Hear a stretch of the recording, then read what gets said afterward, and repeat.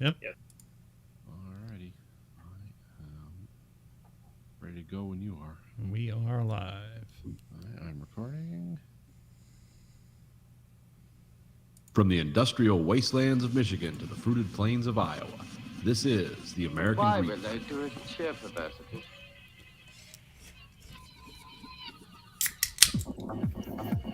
You are the dead.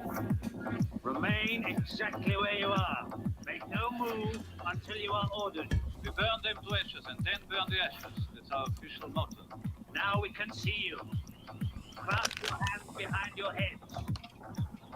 Stand out in the middle of the room. Stand back to back. Who can explain the fascination of fire? What draws us to it, whether we're young or old? Here comes a candle to light you to bed. Here comes a chopper to chop off your head. And welcome to the American Greed Factory podcast. This is Nathan. This is Conlon. Andrew. And we've got a big show for you tonight. Lots of weird stuff to talk about. Or not. Yes, I was talking earlier before the podcast started about my ranting and ravings about how the Medicare Society is trying to take over the world. And, we're just going to talk about their low-cost infrastructure is really going to ruin things, to send everything into a post-apocalyptic spiral, and then they'll control everything. It's a great show we got for you tonight. We're also going to talk about the last Boy Scouts of America, and I do mean last Boy Scouts. They're fighting against vampires. I mean, all that stuff. I thought you meant Bruce Willis and Nope, that's. David I guess I should Wayne's. say Lost Boy Scouts. That's my bad. It's a semantics thing. It's not. Oh. I didn't mean last. Shit. Which Wayans brother was that with him? I can't even remember his name. Damon. Damon. Okay. No, I was going to talk about how it's finally come full circle with the vaccine and pathogenic craziness across our country. I finally found the article I was waiting for that signals the end.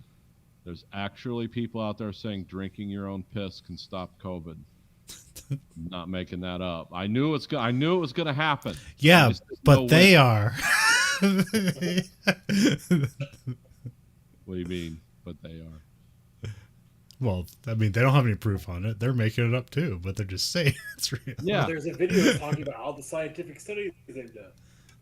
I just know when I hear that, it's like, oh, yeah, this is the sign of it's almost over. We're now back to drinking our own waste products, which I knew was going to come up. As a matter of fact, I'm a little disappointed it took 2.5 years, but yet here we are. It's time to drink your own piss. There is one final step you're forgetting. You have to blend your own shit and piss together and eat it. That's the super one that they haven't talked about yet. That is the final stage. I'm glad that people are so nuts in this country that instead of going to get something that's freely and readily available, that's like, I'm going to try this urine thing first. And this isn't widespread. They're not like on Fox News going to commercial. It's like, have you heard of the healing powers of piss? It's not that yet. It will be. But it's like, oh, there it is. We're in the end phase of something here. We need to get on the ground floor on this. If we can have scientists that can make things that make your piss taste like something. Like, Also, there's got to be no way that these people believe in recycling, but now they do. Yeah. Well, I mean, look, this is just a secret, like from the Bible or something, I guess. Because if people just drank their own piss, no one would ever die in the desert. Because you just keep drinking your own piss, and what could go wrong, right? I mean, just keep doing it. See what happens. Let's do like a 10-year challenge on piss drinking.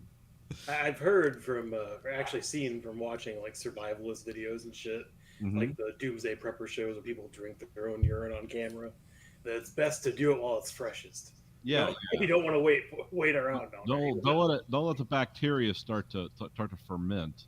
Yes, the bacteria, but also just it's better warm, I guess. I don't know. I think there's somebody that literally chilled it or something like that, and then I don't want to know. But at the same time, like one of the Doomsday Prepper shows, they're drinking out of wine glasses. And it's like, Jesus Christ. I mean, priorities, All we got around is wine glasses. I mean, we don't have any. Why shit your pants in a Toyota when you can shit your pants in a Lexus? It is a totally different experience. The seat warmers. Yeah, oh yeah, that's game changing for shitting your pants. No, But I found that article Monday. It just because I have a weird news aggregator. It's like look for the strangest stuff, and it finds it. Some of it I can't even talk about. It's so horrible, but that's the one that's like, yep, here we go. I don't know. That's also it's like that's one of those headlines, or it's like a leader of this group, and it's like I could say I'm a host of I could say I'm a host of a television show. It doesn't mean it's true. It's technically true, but it's not. Well, you see, Conlon, here's the difference with these fucking dumbasses, though. If one guy starts saying it, it spreads like wildfire. It's not. It's not like, oh, this is some wacky like one guy in his trailer that got arrested for something else is now saying this to the news. It's like, yeah, that's exactly what it is, or something like that. But it's also, I know how this has been for the last 2 years or whatever, and it's like, oh, this is gonna catch fire. This is gonna go. Yeah. You forget the cup brand that should be embraced for piss drinking is Solo Cup. Yeah. Not only is it disposable like your urine, but you won't feel bad about using it. It's its intended purpose: pissing in it and drinking it. Well, if you piss in a Yeti cup, it'll stay warm for days. Yeah. And the stainless steel sleeve will prevent bacteria growth. It's a win-win. Yeah. So that was like I was just waiting for the headline too. It's like, when's this going to come out? Yep, here it is. Here it is. Yeah, so as soon as you said that, I was like, piss drinking, right? Please tell me there's nothing else that's happened this week as far as that. Well, I mean, yeah, there's serious stuff, but why talk about it? Because no one cares. Apparently, even the people that are involved don't care. So it's like, yeah, whatever. The Supreme Court's just like, yep, die. We don't give a fuck. It's just, yeah, you don't do anything you don't want to do. So. There was that one state senator that road raged and tried to kill somebody, and then they killed him instead. The guy in Florida? Yeah. That worked with That was the second time he pulled a gun at that intersection. Yeah, it just wasn't his first time or second time around. And apparently he used his BMW, his really expensive BMW, to attack this guy in a Prius. And he had a gun with like an optical laser on it or whatever, and this guy just like shot him through the window once, like shot him in the face, and he died. And so it's like it's the Prius liberals versus conservatives. Yeah, it's because if a guy's driving it, I mean, there's no reason to drive a Prius unless you're like making some kind of statement. Because I've ridden in those cars and they're very uncomfortable because they're heavy. Every bump is like boom, boom. It's like, yeah, this is a great car. What does it get, 50 miles to the gallon? Well, not if you have the air conditioning on. It's like, oh, okay. It's wonderful ride, but it's virtually like impervious to like landmines and stuff because there's so many batteries underneath it, right? So yeah, I thought that was funny when I heard that. It's like, not your first trip to the rodeo, but this is your last. No sirens needed. No, don't send the ambulance with full sirens. This guy's done. He's a no code. I think that same day they were talking about like they should arrest him for manslaughter or whatever. It's like, nope, self-defense. Sorry. Stand your castle ground, whatever, Florida. Yeah, you can do whatever you want to. If someone threatens you down there, you can wipe out their whole family. It's like, oh, he's protecting himself. You can fire into a school bus of nuns if you feel threatened, I guess. I don't know. I don't know what the laws are in Florida. It sounds crazy. There are laws in Florida? Based on the news I hear, there's like... Yeah, because you wouldn't hear the stories if there weren't any laws. I know. Yeah, I thought it was just straight up murder if it wasn't. I was just bragging, right? It's like Florida man sets apartment building on fire because his girlfriend broke up with him. That's a brag. That's not really a brag. That's not law breaking. What do they call that? The revenge fire? Wasn't that your thing? Yeah, the home of the revenge fire. Home of the revenge fire. Yeah. Flames of vengeance burn bright in Florida again. As an unemployed woodchuck keeper, vents his rage on 190 people in an apartment complex.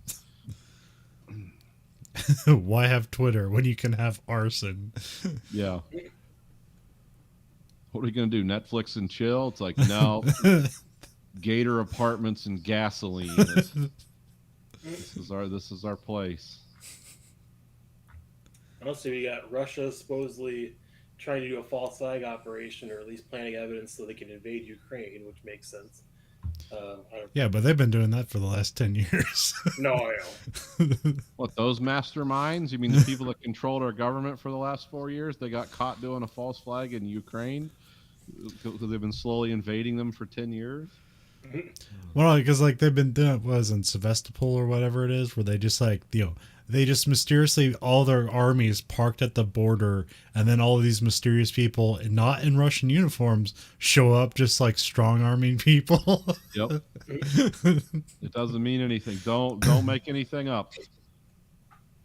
Pay no attention to. We always park our tanks here in the winter. It's got to keep them warm.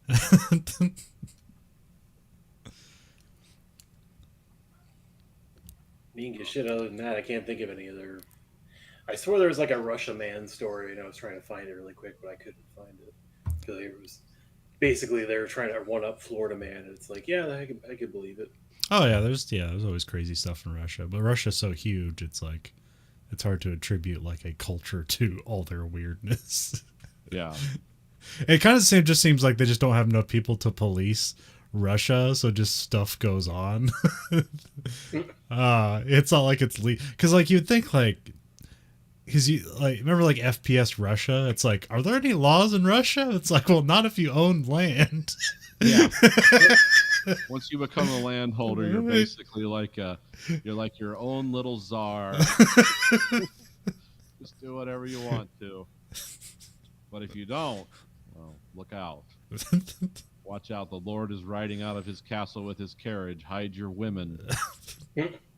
Russia, I watch a lot of videos about, I just have weird like YouTube feeds and like some of the stuff that goes on in Russia, like the crazy stuff. I think what makes it special versus what goes on here. Here it's fueled by stupidity and ignorance, and there's a lot of that to go around in Russia too. But there it's like, oh, these people are obviously intoxicated that are driving this cement mixer into a swimming pool or whatever. It's like, oh, they're all drunk. I mean, they're not just drunk like I had a few at the bar. They're like smashed, like they don't know where they are, but for somehow they got a hold of a tank or a helicopter, and this is what's going on. I love the like the car accidents in Russia where like it's not like an accident where cars are blown to pieces. Like that happens a lot there too, but it's like it's a fender bender or someone's waiting for someone to turn and the guy starts honking and someone just go to their trunk and just pull out an AK-47 and then all the cars start to move away and there's a guy in a suit or something, so you know it's like, well, this guy either works for the government or he's in the Russian mob or both. I don't know, but yeah, those are fun. Are those the one that was like there's people that are like kind of enforcing like pedestrian right away laws like in like traffic jams and stuff? Oh yeah, they have like 2x4s over their shoulder and they're trying to walk grandma across the street. And then people are trying to aggressively move into their space. Or they'll have like 40 people out there and they'll just put stickers all over the person's car. Well, I haven't seen that one. Yeah, it's less violent, but it's like it's like it's more of a lesson for people watching the video, not the people that they're enacting their like kind of moral jackass on people. Like we're gonna do a jackass prank on people breaking pedestrian traffic laws. Well, remember Live Leak when that used to be a thing where it was all the uncensored media feeds? The Russia stuff from that was the best because it was always like, oh, the police are capturing an oligarch or something. Like there's something, but I don't mean police like the two guys in the little crappy car. I mean like the guys with the baklavas on, like you can't see their faces and they have AK-47s, and they're like they're serving an arrest warrant, and they're also wildly firing in every direction in a city, and then they pull this guy out of a car. But instead of opening the door, they like jam a crowbar in there and they break the doors off this Mercedes to pull this guy out, throw a bag over his head, and then put him in the back of some kind of truck and drive away. And there's always someone there filming it, or 2 or 3 people filming it, which means it's a scare tactic. It's like, oh, if we can do this to him, that's always government shit. And yeah, they had a lot of arrests like that, or where the guy will have his bodyguards and they'll have like a car in the middle and 2 expensive cars in the front and back, and the police will just ram into one of the lead cars with like a very heavy duty truck, and they'll just pull the guy out of the car with like everyone's got their hands up and they're not resisting him. It's like, no, we got to use the jaws of life to get this guy out of this car just to wreck his car. Yeah, there's a lot of like what they call those taking down the oligarch videos or something. And just Russian dash cam videos in general. Yeah, those are great. Especially the ones where Spetsnaz abducts people in the middle of a highway all the time. Well, there's the usual drunken like trucks flying out of control coming into your lane, and the car just flips over, and you hear the guy say something in Russian. Once the car stops, he's like, "Ah, Javina," you know. You could tell this guy's like probably bleeding out of his head because he just got whacked by a semi. And then there's like 30% of them are like Russian like insurance scam stuff. Yeah, they're now getting botched because they have a camera, and then they just walk away. It's like, oh, I got caught. Bye. And then there's other stuff where you just like, it's like, well, this can only happen in Russia, where there's like a meteorite like went through the like lower atmosphere and it like just lit up the place. Like, did a nuclear bomb just go off? Yeah, because you don't know, because it's in Russia. You're like, well, did something happen? or like a MiG will fly at freeway level, and the people be in the car talking, and you'll hear this roaring sound, but they're driving a car, and the girl's like saying something in Russia, and all of a sudden the dash camera comes off the cam, and they turn it to the right, and there's like a MiG, and the pilot's like, hey, and he's flying right next to the freeway, like a treetop level, just like staring at him. Or the tank going down the middle of the street. That's a good one. It's like that. That's because the light turns green, and like the tank is in a traffic pattern just by itself, and it just takes off, and everyone's like kind of backing up, like, here comes the tank. Now, my favorite is when they bungee jump off the abandoned buildings that are all over that country. Yeah. It's like totally unregulated, just a bunch of guys. And someone's like going down 50 stories in this abandoned building. It's like, well, I hope they calculated that right.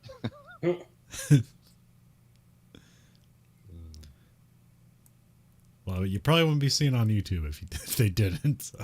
Yeah, well, like I said, there used to be a lot of other feed channels I would watch, but those don't exist anymore because it's hard to sell advertising on like Skull Network or. Because I don't mind seeing fatal accidents, but I don't want like zoom in close-ups of it. It's like, oh yeah, somebody died there, but yeah, I'm not going for like the like throwing puppies into a wood chipper video, or it's like, who's watching this? And it's always in Serbia that's going on. It's like, who wants to see this? But you don't see that stuff anymore. So. I have another F1 regression. All right. Because I've been watching old F1 seasons. Here's a couple things about the 2010 season I forgot to bring up. You have, I think it's Kobyashi. Mm-hmm. And like he kind of gave him a reputation of like that he had a nickname of Kobyashi and Kobe Crashy. But he's a great driver. Like he's always in a shitty car and he's always making passes on people. He's always making moves. And so when you have a shitty car, you just end up wrecking people sometimes. But so he kind of unfairly gained a reputation. Although in the latest season, he fucking ran over his pit crew. So. Oops. I don't even know what happened because like sometimes it's like the brakes are cold or whatever, but like I don't know what happened there. But everyone was fine, but yeah, he just like veered into the pit crew. They're jumping out of the way. And then I remember, and they had the Korean GP in 2010, and it was really cool because I can't remember if it got delayed because of weather or some other reason, like because it was the first time they did the track there, so like there might have been like something wasn't built or ready yet. So there was a delay. And so by the end of the race, like the sun is going down, and this isn't a racetrack with like lights on it, and F1 cars don't have headlights. Not yet. And so like, but like, and like it seemed fine, but then like the commentators are like, oh no, that camera is like picking up more light than there is like available to the human eye. And like they cut to like a different feed, and it's like, oh yes, it's sunset. Like the lights are out. And like they just barely finish the race before like there's like no light at all. See the engines glowing red in the car. That was a cool race. It was very like both the Korean GPs were really competitive. Also the Indian one was too, and they had those in 2011. Yeah, in 2011, it was just shows like how good Vettel was. Mm-hmm. Like he just dominated pretty much that whole season. Also, in 2011 they have David Coultard on commentary. He's another race car driver. He was okay. He's a Scottish guy, so he has kind of like fun ways he says things. But then Scottish and language is always amazing. You have a fun way of talking. So like he's all right. He kind of brings some like energy to the broadcast, but really it's 2012. That's when I think it's the first time they have what they call Crofty and Brundle. It's David Croft, but they call him Crofty. And then there's Martin Brundle, and that's kind of been like the same commentary team is that you have now is like since 2012. So like, oh, okay. So I've been doing it for like 10 years. That was just like, this combination works. We'll just do it. It's also funny, like Martin Brundle has a kid who sounds exactly like him. Oh, really? And he also does commentary. Nice. For F1. So you can just sneak him in and you wouldn't even know the difference. People are like, man, that guy's busy. 2 races at the same time. Yeah, because they had like a Brundle one time. Like I was like one weekend I got to do like everything. It's like watch free practice, watch qualifying, watch the race, and then watch like the pit lane commentary. And basically on everything there was a Brundle on every one of those things. And you might have assumed it was the same guy, but it wasn't. Yeah, the 2000. So I always heard like people suggest like, what's a good season to go back and watch, and they say 2012, and like I can see why, because it's crazy and competitive. So in the first 7 races, you have 7 different winners from 5 different teams. Nice. Which you don't get that in F1. No. Also, it was cool to see how like great Grosjean was. Like he like raced like 5 races in 2009, and then he was like back in GP2 for 2010 or is it or 2000? He was in 2010, did 5 races. 2011, he was back in GP2. He won the championship there, and then he's back for Lotus here in 2012. And also, you have his teammate is Kimi Räikkönen, who had been spent the last year doing World Rally Car and NASCAR. Okay. And so now he's back in F1. And like, yeah, Grosjean is like, he's like in a car that wasn't like expecting to be competitive. Like, yeah, he was up there. He's like qualifying like 1 through 3 on the grid. Now, like for the first like 5 races, he either crashes or he has like a car malfunction, and so like he gains a reputation as being a guy who crashes a lot. But it's like kind of unfair because like towards the middle of it, like he's incredibly competitive and doing crazy stuff. Because like it seemed like what the teams were having trouble with this season is the tires, and like he like Grosjean was like both keeping the tires safe and going really fast. And so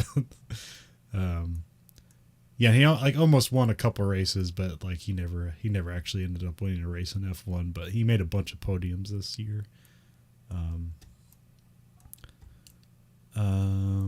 Yeah, I'm in the middle of it. And like right now it's like Alonso won his 2nd race, so he's like leading the championship, but I know he doesn't win it. That's just kind of like almost sad. Oh yeah, yeah. So like the 2nd race is in China, and Alonso wins the race there, and it's like almost this like really sad moment because like there's so much elation among the Ferrari team that it feels like it's actually just this delayed execution going on. It's like, oh, thank God we won a race. We saved our jobs. And it's like, no, you didn't. Fortunately, no. And then the F1 stuff has weirdly led me to a different category because somebody put up a list of Daniel Ricciardo's like routine, and I guess like one of his snacks is hummus and carrots. Okay. And I was like, that sounds all right. And so I went to go like looking up stuff like how to make hummus, because I think usually the hummus you can get at stores, like it usually has like sugar in it and stuff. Okay. So I was just looking up like how to make your own hummus, and so I went to binging with Babish, and he had like a thing how to make hummus. So I made hummus, which is made out of garbanzo beans and or chickpeas. They're both interchangeable. Yeah. Yeah, so it's like garbanzo beans, like a half a cup of oil, and then a half a cup of tahini. Do you know what tahini is? Oh no, it sounds familiar, but Like I thought tahini was going to be like that red spice that's on top of it, because I thought it was a spice. It's not. That red spice is paprika, right? Paprika, yeah. What do you call it? Like roasted paprika or something like that. But so tahini is like, it's more like peanut butter. Like, had to go over to like the special section and get it, and it smells like peanut butter. It's actually just like, it's basically like peanut butter made out of sesame seeds. Huh. Okay. But yeah, so I learned what tahini is, and like, so kind of like probably the more interesting smell of hummus is really that comes from the tahini. So if you ever wonder like why hummus slightly smells like peanut butter, it's the tahini. Oh, okay. We're big fans of hummus around here because we got all the Middle Eastern restaurants here. So yeah, it's so like, yeah, 1 can of chickpeas, and it makes a ton of hummus. So I went through like 2 bags of carrots, and then I bought like a head of cauliflower and broccoli, and I cut that up. And so now I just have a giant thing. So I got to get through all the hummus. And like at first when I had the hummus, it was like, you're supposed to put it in the fridge for an hour and then like try it, and it'll kind of like stiffen it up. And like, it was like somewhat runny. It tasted like hummus, but I was like, oh well, it's good enough, I guess. But it seemed to be every day it got better. Like the longer you left it in the fridge, just the better it tasted. So, yeah. And I got the paprika, and I topped that with that. So the people at the place we go to, they make it right there. Yeah. But they have like this amazing industrial scale blender. Like I've never seen. Like it takes 2 guys to put the crushing heads on it. Yeah.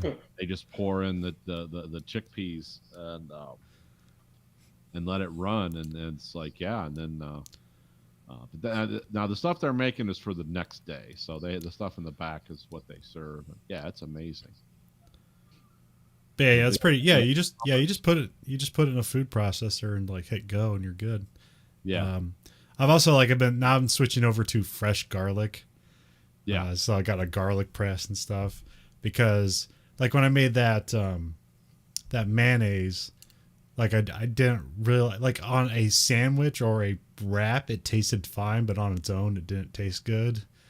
It's right. like this should probably taste better than it looks, and I was just using like that Spice World squeeze garlic, which is probably fine for cooking stuff. But like if you're doing something where it's not being cooked, you probably want fresh garlic. So that might have been like what the bad part of the mayonnaise I made. Yeah. So yeah, now I got a bunch of cloves of garlic and the garlic press. I didn't realize how sticky garlic was. Yeah.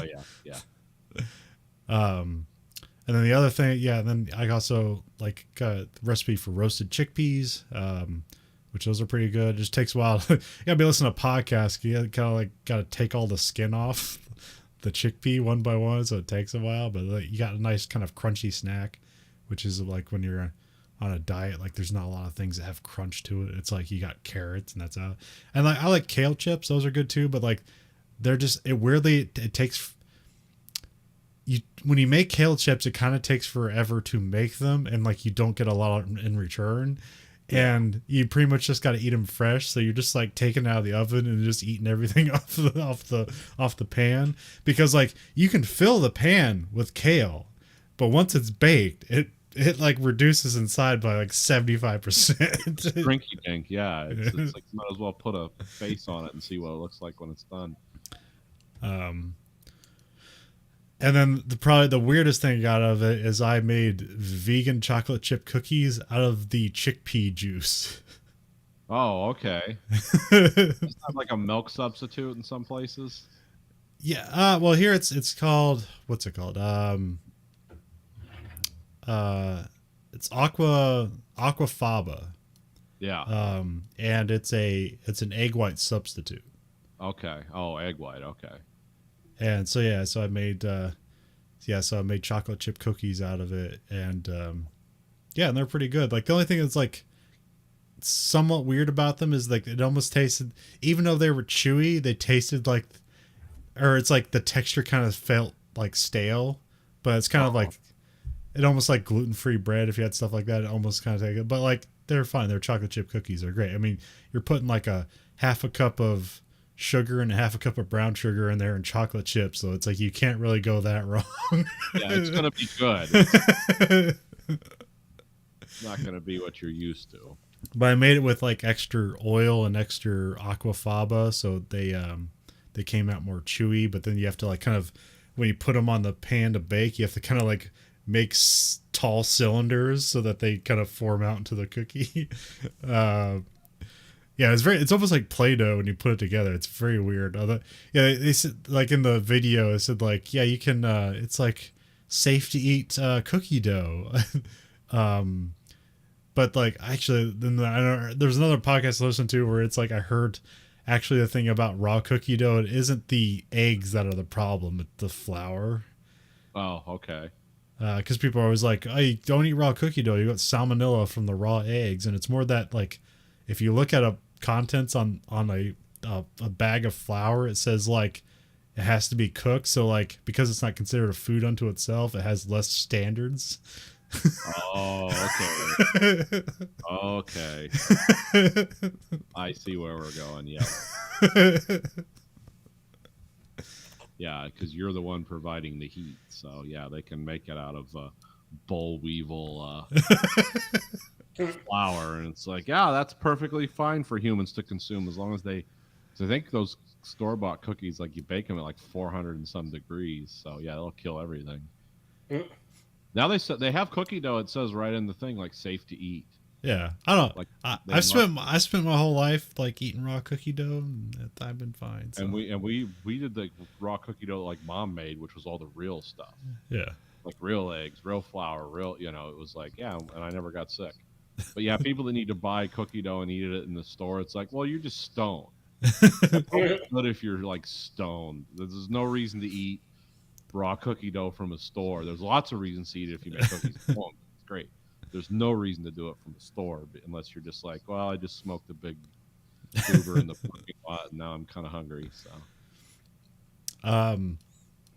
but also because like, because it's like the aquafaba's in a bean can, that means you don't need like fresh materials to make chocolate chip cookies. You can make it like completely out of the pantry. So that's just an interesting kind of like side thing of it. So yeah, I made roasted chickpeas today. I saved the aquafaba and I'm gonna make meringues with it to see what the hell that's like. Okay, like a lemon type or.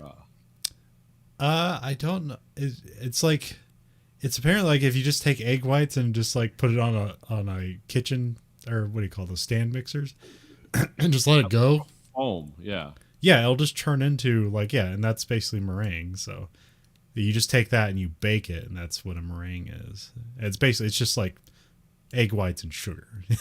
So good stuff. Yeah. Yeah, then the other thing I did is I looked up how to make pita bread, because it's like, because like I'm making hummus, and then it makes you think of pita. It's like the pita chips that go with the hummus. But I wasn't making pita chips. So I just wanted to make the pita bread, because I like making flatbreads, because usually like it keeps well and it doesn't take too much to make it. So here, it doesn't take too much to make it. The only thing is like you have like 3 proofing periods where you just kind of let it sit. And like there's like the first one's like 30 minutes, the second one's like 1 to 2 hours, and the last one's like another 30 minutes. So like hands-on time is not a lot, but it's like just you just have to set it. You have to like plan it throughout the day. But yeah, so I made, and then baking it, like the thing they recommend like a pizza stone, but I couldn't find ours. But you can just put a pan in the bottom rack of the oven, and I took out the middle rack so I don't have to be dodging the middle rack to flip the pita bread over. Oh, you don't want those nice burn lines on yeah, those are fun. But you have to put the oven on a really high. It's that you put it at 500. Yep. And then at some point in the recipe, like they want you to turn it on like almost like 2 hours before you actually like put it in there. I was like, I'm not doing that. You don't need to do that. But yeah, that's like, I want my gas bill to be like an extra $150 this month. So yeah, it was and like I don't know. I think the only thing I kind of messed up on is like I didn't understand how to kind of like form the dough balls for like the last proofing. It's like something where it kind of like puts like a kind of like a seal on the outer side of the dough so that when you roll it out, it'll kind of like make it bubble more.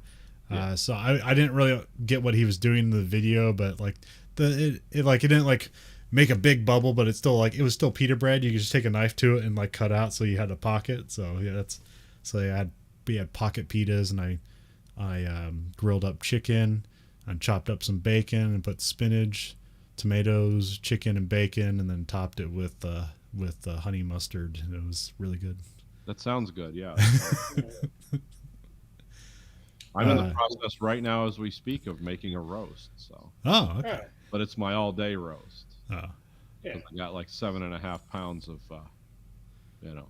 roast sirloin, so it takes a long time to cook that.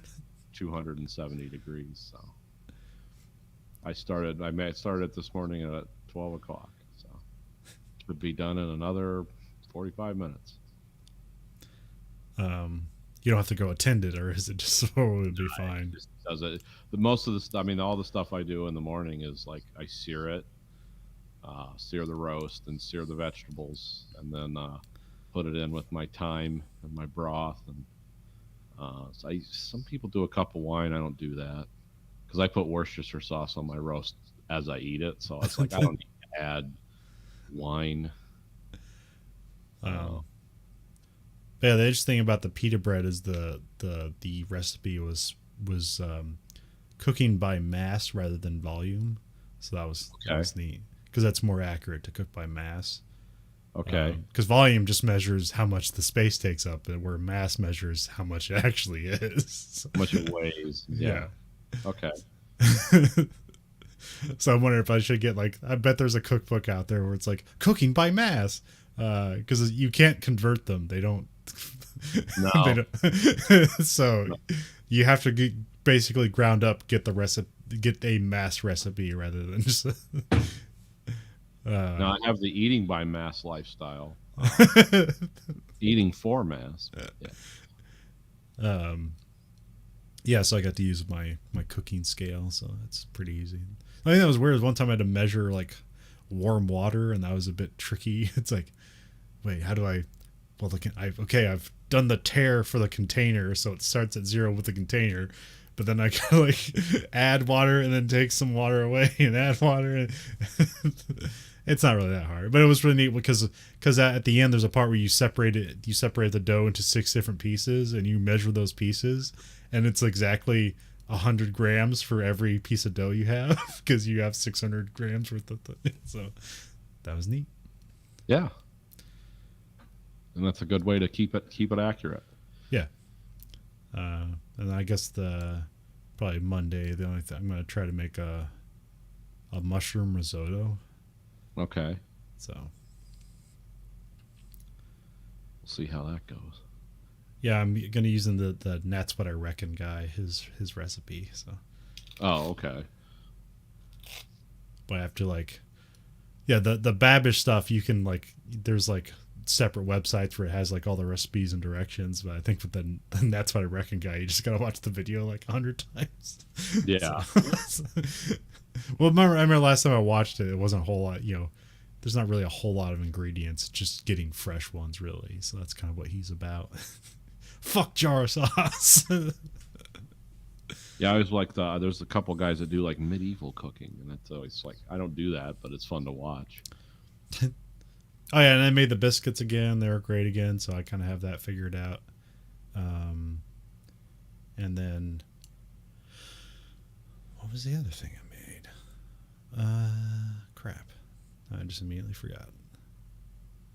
I'm going to attempt to make carbonara again, because every time I make it, it's like, it's not... The thing that's... the thing you're supposed to, like... the thing you screw up is if you cook it too hot, and basically the eggs become scrambled eggs and cheese. Oh, okay. But that's never happened to me, but it never looks as creamy as, like, the way it looks like on the videos I watch. So it's like almost more shaggy. So I don't know necessarily, but it's like noodles, cheese, and bacon, so it's hard to go wrong. Yeah. Yeah, at the end of the day, there's not like a lot of like nuanced seasoning and lots of temperature changes to deal with. I've been thinking about making my own pita bread too, just because we have pizza crust we use like twice a week for personal pizzas and stuff. That's always good. Seems like to crisp up really nice and brown pretty evenly, so it's nice for that. I mean, we also started baking chicken pitas and stuff like that, just for different thing to do with it too. But other than that, the only thing I've made recently new has been chopped cheese, because that's the healthy thing. You just get some burger patties or some really fatty ground beef and just saute some peppers and onions and shit, and salt and pepper and some butter, olive oil, and go to town.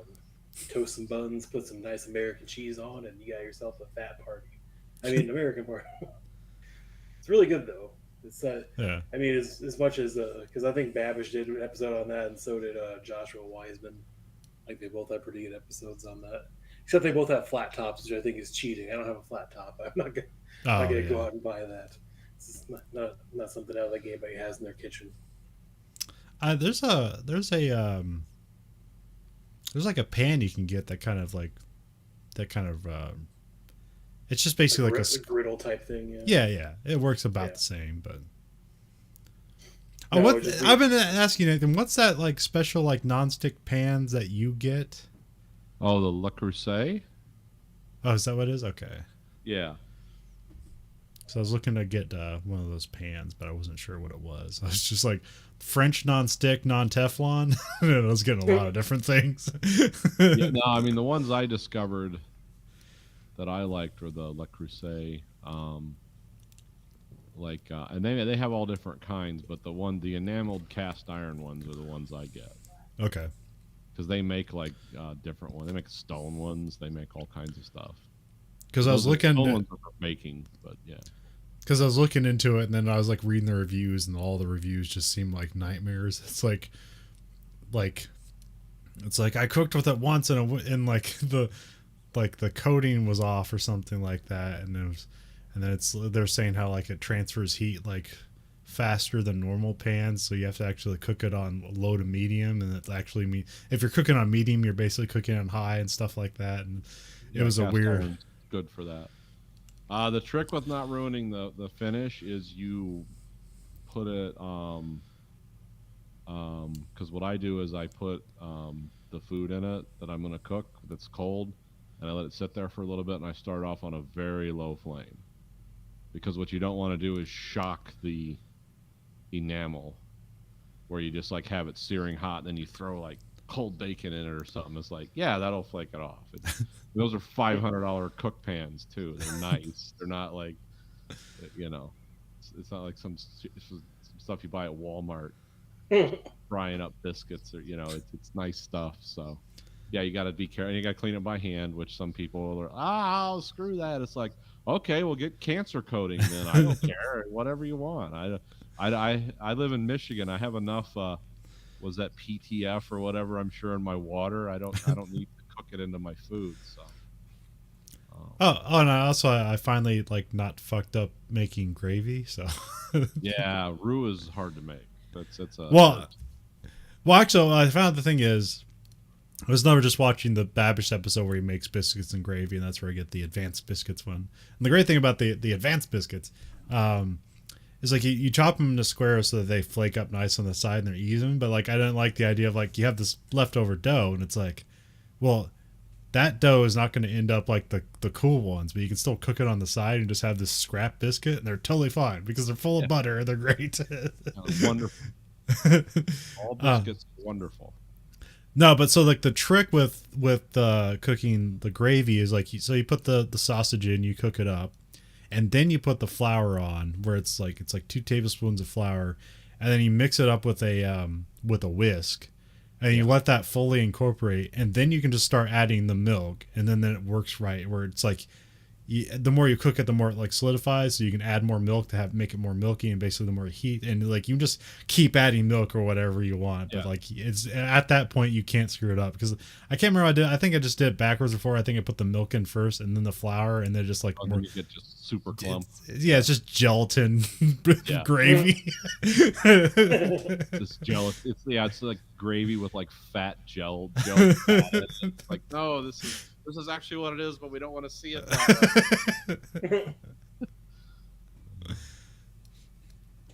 So did you use spicy sausage for your biscuits and gravy or no?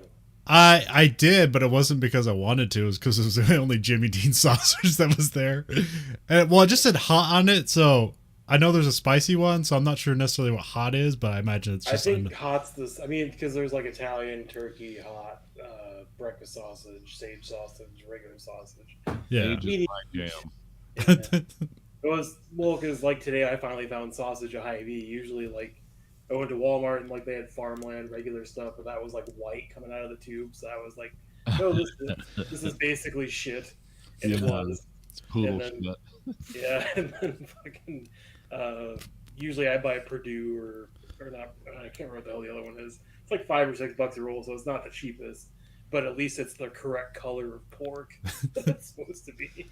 But I finally found sausage because for some reason it's been hell the last month finding sausage. I don't know why. Like there's always hot and there's always Italian or maple, but there's never any other regular kinds. You know what I can't get anymore, just as an aside, is regular Special K cereal or unflavored Quaker Oats. Like for a month, it's a drought here. Like they have all the other stuff in the same brand, but just plain old Special K. I'm assuming it's because they were on strike. I don't know. Yeah, probably. But it's like you can't get like regular. Well, also weirdly, I saw a headline about Mexico apparently had confiscated like a large shipments of Kellogg's cereal. Oh, really? Okay. I didn't go into deeper to know what that was about, but I don't know. I just remember I saw the headline. Anyways, continue. No, it's just weird that I can't because that's my favorite breakfast cereal. I don't know why. It's because I don't do anything for health benefits, obviously, but like I love Special K and just unflavored raw oatmeal that you boil. That's what I eat for breakfast every day, one or the other. I just eat the oatmeal. I don't put anything in it. I just eat it and drink a glass of milk. Because for some reason there's some weird trick in my brain where like breakfast food should be bland. But yeah, it's like been a drought, and so now I'm having to eat like weird shit for breakfast. Like, what did I have the other day? What was that one called? It was this one that comes in the small box, and it's like chewing on gravel, but it's really like good. Keshi or something like that. Yeah, it's something like that. Kashi or grape nuts or something. It's like grape nuts, but not grape nuts because it comes in like it's just like raw pellets. Yeah. It sounds like I'm pouring shotgun pellets into the bowl, and I definitely let it sit in the milk a while because I broke a tooth with that shit like a couple of years ago, and I had to get that replaced. But now so I let it soak a little bit. But like I'm really not liking that as much as my other stuff. But yeah, it's like regular unflavored boil in and eat oatmeal or plain old Special K, not available anywhere anymore. Maybe it's more of a think of it like in the way of like what sells more, the strawberry Special K or the flavored oatmeal or just the plain like, hey, I can buy this for $3 giant thing of oatmeal. Because I mean, maybe they just don't make a lot of that in general. They just do limited production runs because it doesn't sell, and they just know it'll sit on the shelf for a while before somebody buys it. Yeah, I don't know. It's just weird. It's like my Dunkin' Donuts coffee's back. It's the only coffee I can just drink black. For some reason, there's something about Dunkin' Donuts coffee, like it works good black, whereas some of my other brands don't. So it's like, yeah, and it's like that's finally back. That was gone for like 3 months. It's like, where's all the Dunkin' Donuts? So I was trying like Hills Brothers and some of the other stuff, and it was so bitter. It's like, oh, I got to put something in this. This is just too much. This is worse than a shot of whiskey bitter. It's like, why is this so? And I cleaned my coffee maker out with vinegar and all that. I thought, maybe I need to do that to get the oils out of it. Nope, still bitter as shit. So, but now my Dunkin' Donuts is back, so I don't have to worry about it. Have any of you guys tried Magic Spoon? No, I've heard of it. I know what it is, but It's pretty good. Like it's basically just made out of like protein, like whey protein. yeah, And then like it doesn't have sugar, but what they use is like some sugar subs like monk fruit sugar or something like that. yeah, So, it's stevia, monk fruit, and some of the other stuff. Yeah, yeah. the podcast we listen to that people actually enjoy and make money advertise for Magic Spoon. Yeah. I'd I'd say you can have like frosted. What's the worst one? Like Lucky Charms, like they make a version of it, and it's like, yeah, it's 100 calories. You could eat like a helmet full of it, and it's 100 calories. yeah. The only thing bad. I really like the peanut butter and like their Fruity Loops kind of thing, because like it all looks like Cheerios. It's like no matter what the flavor you get, it all looks like Cheerios. But yeah, the ones I really like is the peanut butter ones and the like the Fruity Loops ones. They taste really good, and then like it's like just basically protein. It's the only problem is that they're expensive. It's like $10 a box. Yeah. And like you're basically getting like, well, the kind of bowls I eat, I'm getting like 2 bowls out of a box. Maybe if you eat more sensibly, you just get more out of it. But I'm just filling a helmet, so like, I know what you're talking about. also, I remember when my favorite, like, probably just, it doesn't make sense being that I was a fat kid, but my favorite cereal was Crispix. Oh yeah, that's good stuff. And Crispix was always the most expensive cereal in the fucking aisle, and I have no idea why, other than that, like it might be a complicated process because it's like rice and corn mixed together or whatever. Yeah. But, I always get disappointed because like it was expensive, so mom would just like, oh, we'll just get Chex, it's just as good. And it's like, no, it isn't. Not the same. When I fill my mouth with it and crunch it into a giant round ball, it's not the same texture. Well, like our mom makes like famous like Chex Mix, but like if you want to go the deluxe version, you make your Chex Mix with Crispix, and it's a lot better. So. Oh yeah. That's how it's also way more expensive. Yeah. Hey, can I have some of that? No. I sell this by the ounce. Because I put cashews in mine too. Yeah. Oh. But I get the coffee can of cashews that you buy at the like Costco or whatever, where it's like $15, but it's like it's hard to carry. It's that many and they're whole cashews. Yeah. They come in a coffee can. How many of those are you going to add? The whole thing. That's what I'm going to add. I figure really. Oh, God. No, I was going to say, to solve world hunger, all we need to do is give everybody grape nuts. And not because it's filling, but because it'll take you so long to eat it, you'll forget you're hungry, or you'll give up eating and just die of starvation. I don't know which one. Well, the reason I like Special K and raw oat, or just like unflavored oatmeal for breakfast, is because I don't get a lunch. I haven't had a lunch in 2 years. You don't get a lunch anywhere. You don't get to stop. I mean, they say you can stop and eat, but it's like, okay, when? Yeah. I'm waiting for something to break so I can do that. So if I eat that carries me through to the end of the day when I come home. Yeah. And that's why I like the heavy, dense like breakfast, because it's like, well, I don't feel hungry all day. No, and that's fine. It's the reason why I eat like a bigger breakfast and don't really eat lunch, is because I've had similar work things where it's like, oh yeah, you get a break for lunch. Oh, is it half an hour? Oh no, like whatever time you can scavenge between this and this. Just got to work your own break in. It's like, okay, so I'm just not getting a break. That's an elaborate way of saying I don't get a break, which is fine because you let me go home earlier. So it's like I'm not, Oh, you got to go home earlier, son of a bitch. Yeah, no, they said because there's so many people in the plant because of COVID, it's like we can't do lunch anymore, and we can't just stop and have everyone, because everyone's going to congregate. So they said no more lunches, but you can go home, half hour earlier. It's like, cool, I can get out of here that much earlier. Great. And some people are whinging like, I miss lunch. It's like, yeah, so you can hang out with all your friends. It's like, no, let's just skip lunch. If you want to skip my breaks too, and I can leave that much earlier, I'm on board for that. But the forklifts won't. You got to charge them at some point. My lunch is just doing rails of Coke off the sink in the bathroom. That's why I don't need a lunch break. Yeah, I come back from lunch fortified and ready. Got my Bolivian marching powder. I'm ready to go till my joints just blow out. Appetizer, you ask? A Ritalin pill. That's what. Yeah. Coke and Ritalin, there's a weird combo. Where does that get you at the end of the day? Super focused and super hyper. That's exactly. I can't sleep, and these dishes need to be done. What's the stuff that they take for? What are the focus drugs? Adderall. Yeah, Adderall. Yeah, Adderall. Adderall, Ritalin, and isn't there a third one? Yeah, it's probably it's probably more. Yeah, what did they have me on for sleep disorder? Provigil? That was cool because I just didn't need to sleep. It was like, okay, how's this working out? It's like, great, I'm sleeping 4 hours a night, but I feel great. So how long till I die? Like, you're cutting my life in half by not sleeping. It's like, oh yeah, we better get you off that. That's not the reaction we wanted. Because that's when I was working off shifts before I could just hold day shift. Once I held day shift, I didn't have any sleeping problems at all because I'm working like a normal human. I'm not getting off work at 4 a.m. That's always makes for a good day. Like I accidentally just come across things on Reddit and then just accidentally self-diagnose myself, and I came across the ADHD Reddit. Yeah. And I was just reading all that stuff, and I'm like, you mean people aren't supposed to feel like this constantly? Yeah. Whoops.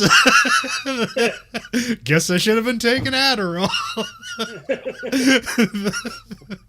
I found out a lot of things about autism and adult autism, and I'm reading through it. It's like, oh, who are these fuck ups? And I'm reading it and I'm like, oh, fuck. Wow, really? I thought I just had a quirky personality or was kind of shy. It's like, no, your heart rate's not supposed to jackhammer through the ceiling when you have to talk to someone new. It's like, oh, I just thought that's how everyone was. Or why do I say really wildly inappropriate, horrible stuff and then bye? It's like, oh yeah, that's a sign of. But I don't care. I'm not on any medicine because I'm perfectly fine. But yeah, it's funny when you read stuff about mental things. It's like, oh, who are these fuck ups? And then an hour later, oh shit, he wrote my biography.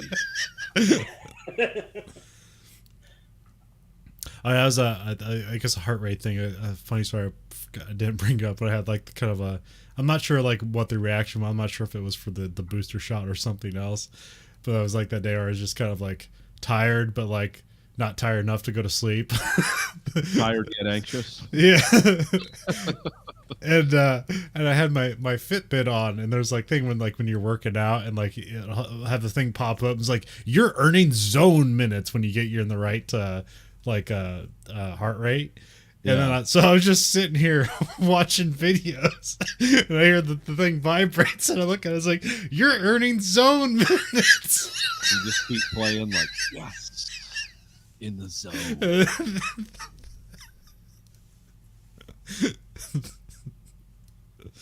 Yeah, when I'm walking into work or back and forth from the parking lot, my watch will always chirp at me. Would you like to record this workout? It's well, how fucking pathetic am I?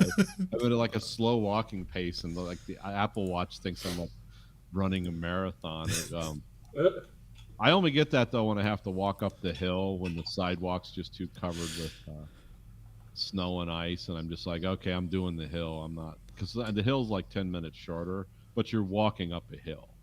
And as I'm halfway up the hill with my 80-pound lunchbox and everything, it's we see you're working out. Yeah, go ahead and record this. And then once I didn't stop it when I got in my car, and it kept beeping at me. It's you're doing great. It's I'm driving 80 miles an hour down the freeway. It's you just did a mile in 43 seconds. It's oh, I've transcended humanity. This is an awesome workout. You just burnt 5,000 calories by running at 90 miles an hour. It's I don't think that's possible. But... All right, we're in shutdown mode. So yeah, I'll call you guys back. Reinitiate the call.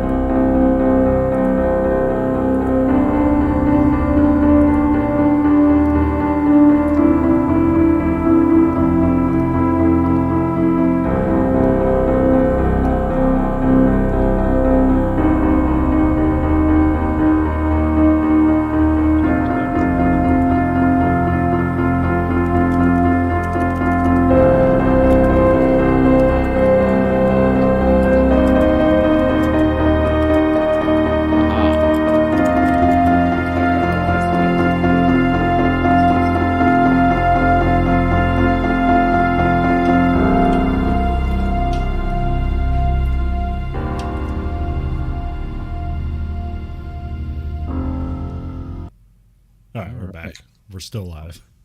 We're still live. We're still ready. So, you want to talk about the movie this week? Yes. Yeah, we watched a movie this week, Ghostworld, which was something I had never heard of. Oh, yeah? Okay. Yeah, I thought this was like one of those premier indie comedies of the 2000s, but it might have been, but it's just. I don't know. Well, ask Andrew why he picked it, so I give what's Andrew's personal history with Ghostworld or why he picked it. Well, I had never seen the movie before now either, and my wife would. Sorry, I'm trying to swallow ice. My wife had seen it right when it came out. I don't know if it was in theaters or on rental. And she had said she'd been obsessed by the music video you guys saw in the beginning of it. The Jean Bin Jean. Yeah. Like actually like the commentary on that and stuff like that, and watching it again was like, yeah, it was a pretty catchy song and interesting. But basically it's like, I can't remember anything about the movie. I don't remember if I even liked it. So maybe intrigued because it had so many good people in it. So it's like, well, it must either be horrible and not memorable or be like the best movie ever and she just doesn't remember it. So that's why I chose it. It was more modern. Scarlett Johansson. What's the director's name? I know he directed Bad Santa and then a couple documentaries, and that's all he ever directed. Yeah, he did the Crumb document. He does a lot of because this is based on a comic book, so he kind of does those like alternative comic movies. Terry Zwigoff. Yeah. So so between Scarlett Johansson being in it and then the little girl from Hocus Pocus as the other lead, I can't remember her name right now. Tora Birch. Okay. So then Steve Buscemi, David Cross is in it for a hot minute, literally, just a minute. I think that was pretty much it for recognizable names and faces. Ileana Douglas, but she's not that big, but she's been in a bunch of stuff. So she's the crazy art teacher. Okay, that's what I was gonna guess, but at the same time, it's like she kind of seemed familiar, but I didn't look up her thing because I thought she was just that fucking like weird baby doll in the toilet fucking movie where it's just like, this explains who I am. Anybody that needs to know who I am knows this is the movie that explains me, and it's like 3 words the whole time, and it's called this, and it's like, yeah, no shit, the 3 words they kept saying over and over. Yeah, it's like mirror, father, mother, or something like that. Yeah, something like that. And it's like, Jesus Christ. Yeah, when I watched that scene, it made me think about all the weird film studies classes, film review classes I took with teachers that were like that. It's like, hey, you want to come over to my house and watch some movies and talk about my life growing up on the kibbutz in Israel? I was like, yeah, no, I don't think I want to do that. Like, I'm fine with your class. It's great. I mean, I'm sure you have some cool stories to tell, but I don't know what this is, and I don't smoke dope, so sorry. But what were the expectations you were going to go on about, Nathan? I didn't have any. Oh, okay. Because I'd never heard of it, and it was weird to see Scarlett Johansson, who's like one of those ageless people, that it's like, oh, it's Scarlett Johansson, okay. And yeah, this is like her first big role, essentially. So yeah, but it was weird to see her because she looks exactly the same, just more of a teenager in this. And it was, Steve Buscemi was in it. He's always fun to watch. There was a lot of people.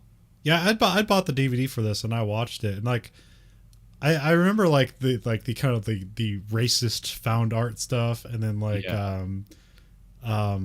else do I remember? And it was kind of had kind of a Daria kind of thing to it. I knew it was based on a comic book, so there's just a lot of weirdness going on. Because I'd almost even though this comes before it, I remember this kind of being more along the lines of Napoleon Dynamite, where it's just weird kooky people. But this time around, I did not remember how unlikable almost all the characters in this movie is. Yeah, and it's not necessarily a bad thing, because it's when you start with people that are unlikable and bad, you let them grow throughout the movie, so it's fine. But yeah, I just didn't remember that. What I liked about this movie was because like I said, this first viewing, literally watched it 3 hours ago. And I was sort of again, I was working on stuff here and watching the movie, and I sort of zoned in and out. Some of the stuff grabbed my attention. Some of it was I had to rewind a little bit. But the ending, I'm not going to talk about it next, or I'm not going to talk about it for a little bit. But I like the ending of this movie because it's so ambiguous about what's going on here. No, I mean, I didn't really go into any expectations either. I knew it was like an indie movie from 2001. It had some like cool, like weird art things in it, and that was basically it. Because that's all my wife would really explain to me. Not that I wanted a full explanation of the plot, but I really actually liked pretty much. I mean, as much as the characters were supposed to be unlikable people, and they were just weird and didn't fit in society. I like that part about the movie. Like, no Well, one was that's the thing is like they kind of give this like this aura about them that they're kind of like alternative kids that don't belong, Yeah. but they're just assholes. Like they don't Yeah. belong because, and they're not necessarily, and they're not smarter. Like she's taking this remedial art class so she didn't graduate high school and she's not getting a job. Like but she thinks she's way better than everybody else and she's not. Yeah, they're not like, oh, we're just too smart for the scene and we can prove it. It's like, no, they're just kind of disenfranchised people that are angry that do shitty stuff, which was Yeah. kind of different. It was a little Yeah. different view on it than Because that's where it's like the opposite of, for. that's where it's like it's the opposite of Daria, because like Daria, she is smarter than everybody and she's just waiting to get out of high school so she can continue on, so she can do better things with her life, and high school is just purely this construct that is holding her in, where it's here it's like, no, it's like you were somebody in high school and now you realize you aren't. And this could have been set in anywhere in America. I know it was in California, but it's like it kind of looked and shot like, oh, this could be almost anywhere. Yeah. You know, there wasn't really a lot of nothing made it special. Well, It was, everybody, oh, God, it all look- looked like, I mean, it all looked like normal people. Like, Yeah, yeah. These are the normal people in LA that aren't put on film. Right. Except for the one convenience store guy who's like has 6-pack abs and nunchucks. Yeah, that was kind of like the only character that didn't really fit for me, but that's just a weird. Well, I mean, no, part of the that's character. that's how I remember that. Like, Ghostworld's just full of wacky people, and he's one of the wacky. You have the guy that sits on the bench. You got nunchuck guy there, and then the weird Satanist couple. Yeah. Like Well, that's 'cause kind of. I'm just so used to Hollywood movies that have like the weird kooky characters and stuff. I kind of figured like as soon as they introduced like the no shirt nunchuck guy, he would be like a main character, and then he never was. Yeah, he's just So that was background kinda guy. Nice, because it's like, oh, not weird kooky like just crazy homeless, but just weird kookies, and they think they. I mean, I don't know if like Ghost World is supposed to be literal in the title, where it's just like people that feel like they don't fit in, so they just kind of seem to exist on the fringe of society while everybody else just goes about their lives and shit, or if it's more just like a cool title. Yeah, I don't know. Yeah. The title doesn't imply anything what the movie is. Although the title, like the ending, I guess stuff about the title, or I guess stuff about the ending based on the title, but I guess we'll get there. So Yeah, it was all kind of they're all just lost people. That's what I got from it. I mean, I don't know anything about the comic book it was based on, nor did I read anything about it. I just didn't have time. But it was, it seemed like for me like the title of the movie, just as the movie was, is like, yeah, these are people. These are like the invisible people that nobody. They just kind of live sad, lonely lives. They always got to talk about their problems with somebody, and usually it's somebody who has bigger problems than them or the same problems. So it's not super productive. Well, I'd almost put this like on a level somewhere, like you start on one end you have Napoleon Dynamite, and then on the other end you have Wrist Cutters, a love story, and in between you have Ghost World. Yeah. Yeah, it's kind of like that. And there's not any like particular scenes or pieces of dialogue that really stand out in my mind. It's kind of like it is like a continuous story. I don't know. There's that one scene where she discovers like the really racist the Cook's Chicken, their original logo, and then Steve Buscemi's like, oh, it's like, well, because like Steve Buscemi's character is like just enthralled with things from the past, and so he just kind of lives in the past, even though he didn't like grow up in the past. And like he's saying like oh, things are better now, but but back then it just like people are more openly racist, and now they just hide it better. Yeah. He's like, right. no. No, and I like how she literally brought that to art class just to get up on the person that was making stupid fucking sculptures out of bullshit. Wait, Just like she put a tampon in a teacup and called it Yeah. art. or just like the mess of wire hangers that was like the woman's right to choose abortion. It's like, at least make the hangers into like a fetus or something. Like it just looked like somebody like angrily stomped on a pile of hangers and hung it up. Well, I think that was the point with all that, is like the whole art thing, and all the people in it were just pretentious and stupid and annoying anyways. Well, I mean, this is a remedial art class, so like nobody wants to be there anyway. So, No, I know, but it's but the funny, art like, teacher takes it too seriously, and then the other kids just like know how to juke the system to work in their way. Like, well, I know this lady, and I'm gonna play to her like worst like first reactions of like what art is, because like she showed us what she thinks art is and what she thinks good art is, and it's not good. Yeah. So they're just gonna play off of that. We're just gonna make the art we think she wants to see. Because if you see like the Thor Birch character, it's like, was it Edna or something like that? Enid. Yeah, like she's like drawing throughout the movie, and like she has cool drawings, and like she presents a drawing that's cool, and then they're like, why'd you make it? It's like, I don't know, just felt like it, and like it's a good drawing, but like nobody like reacts to it even though it's good. And so that's what she finds this art piece or racist advertising. She's like, I know the play, I know how to make fun of her. And because they have like the horrible thing where it's like where the Steve Buscemi character comes in, it's like they're reading like misconnection ads in a magazine, and they decide to prank him, and it's just like this, and then basically she ends up hanging out with him because she feels really sorry for having pranked him. Yeah. And then their whole relationship is weird and sad. So. Yeah.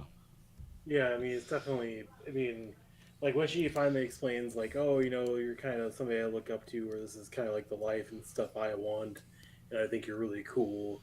It's just more of her, like, I think she was just thought she was an adult the entire time. Like, that's the reason she was an asshole to everybody. She thinks she's already, like, way better, more mature than everybody else, and she has taste and nobody else does. And same thing with, I mean, him, like, he was a dick to a lot of people and just didn't even try to open up to people, but at the same time, he thought he was good as he was, but he really wasn't either. So it's like, yeah, I could see myself. But yeah, he like he can admit out loud the mistakes he's made, and he's just kind of confined with it. And then she just hasn't learned from her mistakes yet. So. Yeah, and even Scarlett Johansson's character, it's like her character seems like stuck in like wanting to be an adult too, but also she's actually making that stride forward. To, like, she's making steps, even though it's just like joining society. Like she's still mad about it, but it's like, this is what you have to do. So, and then there's some pregnant lady in the background of the place they want to move into that's smoking and drinking. No, because I didn't see that. When was that? Because they're only at that new apartment like a couple times during. Or it might have been. They're like at some apartment complex. They're out in the street talking, and then in the background, like they're having an argument. In the background, there's just this pregnant lady smoking and drinking. I guess I was totally invested in the argument. I didn't even look at that. Yeah, I saw that like, kind of the corner of my eye. I was like, that's funny. Just, I mean, how do you explain a place is like really bad? That's one way. The other way is just have like a baby on a corner and nobody's watching it. Well, because it's even part of the argument or whatever, where she's like, "Yeah, this piece of shit neighborhood or whatever, like out in the middle of nowhere," and it's like that really actually sells her argument. Like she probably noticed the pregnant woman smoking and drinking, while Scarlett Johansson's like, "How cute this neighborhood is! Look at it." Oh, that's funny. Fucking I'll have to go back and watch that part because I legitimately like this movie. I liked all the characters in it. I thought the whole thing worked really well because like a lot of time when there's like a more of an indie like statement piece movie, like more what this is, I think it is either really boring to me or it just doesn't have anything new that it makes it interesting enough for me to pay attention and care about all the characters. But for some reason, this movie really made me care about all of the characters. So they start in a low place and they grow throughout. So that's why I say the characters are unlikable, because they just like are terrible people, but like, you know, they grow. So that's a good thing. So. That's like the funniest part to me is like when Steve Buscemi's roommate comes in and tries to like let him down easy, then just farts or whatever, and then leaves. Yeah. It's like, well, it's like that's definitely believable dialogue. That was fucking funny. I just don't think I've ever seen that in the movie for some reason. But yeah, the really good movie. I liked it. Obviously, it's not like a I'll have to watch this like once every 3 months for the rest of my lifetime movie, but it's something I'll definitely watch again and try and pick out the pregnant smoking lady drinking in the background or other stuff, because as much as they talked up that music video in the beginning, like it was a pretty decent part of the intro, but it wasn't as big as they made it seem to be. But yeah, the ending was really nice too, because it was very vague and also just open interpretation. Yeah, well, the way I interpret it is incredibly bleak. Oh yeah, it's not because I mean it's her dream of going off somewhere and not telling anybody and disappearing, or just maybe it's her dying, getting on a bus to nowhere. Yeah, because so there's this guy Norman who's on this bench that they make fun of because he's just there every day, and they're like, there's the bus doesn't run here anymore. It even says right on the bench, not in service, and then he's just always sitting there, and then. Like she's kind of ends up being like everybody lets her down by the end of the movie, and then finally a bus pulls up and takes Norman away, and that's kind of like the last straw for her. It's like that's the last rock she has in her life, and then it kind of like fades in and fades out and fades back in, and it's kind of like sometime later, and then she just sits down at the bench, and a bus pulls up and she rides away, and I always interpret it as like. When Norman gets on the bus, that was like him, like he's old, and I'm basically like he's just waiting for death. Like that's why I would interpret it. So the way I interpret it, when she gets on the bus, I interpret that as like that she killed herself. Yeah. Yeah, no, I thought like at the end of the movie, like that's when I was watching, because the old guy finally gets on the bus that obviously like never came there before, and is like, oh, is that death? Did that guy finally die? Is that what he wanted? And then like a scene later, she's getting on the bus and it's going off into the sunset. It's like, did she just die? It's like, oh, that's a weird, like, like into this movie. So yeah. I didn't look into. I did a little research after I watched it. It was like it talked about the suicide theory and stuff, and I was like, oh, okay. But I didn't. I just thought like, oh, well, because that's her happy place. Yeah. I mean, another way you can interpret it, she's getting out of there and starting new. That'd be the positive way to look at it. But like, it's like Norman's waiting for death, and it finally comes. But yeah, she gets on the, but like, she gets on the bench, and death comes immediately, which that's why I interpret it as it's suicide. Okay. Well, plus when Norman's sitting on the bench before, you can kind of see the rest of the bench a little bit. There's never anything that says not in service. It literally has nothing on the bench besides flyers. And so, like, suddenly when he gets picked up, it finally says not in service. So it's like, I don't know what that reveal is. It's something where it's just like death's been hidden in front of us this entire time, but instead we ignored it, and now we paid attention, and now we can finally make our own decisions. I mean, like, I would definitely think she killed herself. I mean, like Common said that, her last rock had left. And, I mean, I don't know if that's what happened. That's just how I interpret it. It's like, well, I mean, or that's my guess. Like I don't know. Like she didn't kill herself, and I'm like, is that how we're supposed to interpret it? But, well, I mean, the whole movie she plays off going to college. Oh, that's so fucking stupid. Doesn't want to get a job. Even when she does get a job, she makes fun of it the entire time or leaves it immediately.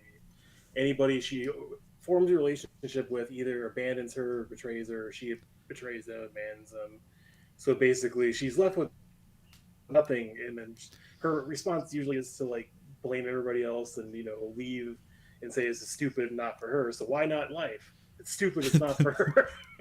Like, I'm just gonna leave. Yeah, because even her and her friend like drift apart. Yeah. The person she starts out, so she's left with nobody, and the Steve Buscemi thing is borderline weird, and but no, it is weird. Yeah, it's weird. I mean, the only thing that like makes it technically not like lawfully not weird is like she's graduated from high school, so she can have sex with an old man now. So yeah, so that whole thing was like weird, awkward, and sad deliberately. So I don't think it was put in there for sexy reasons. I think it was put in there because it's like, oh, these are just lost people that just drinking and humping, but they're still not satisfied, because their lives are terrible.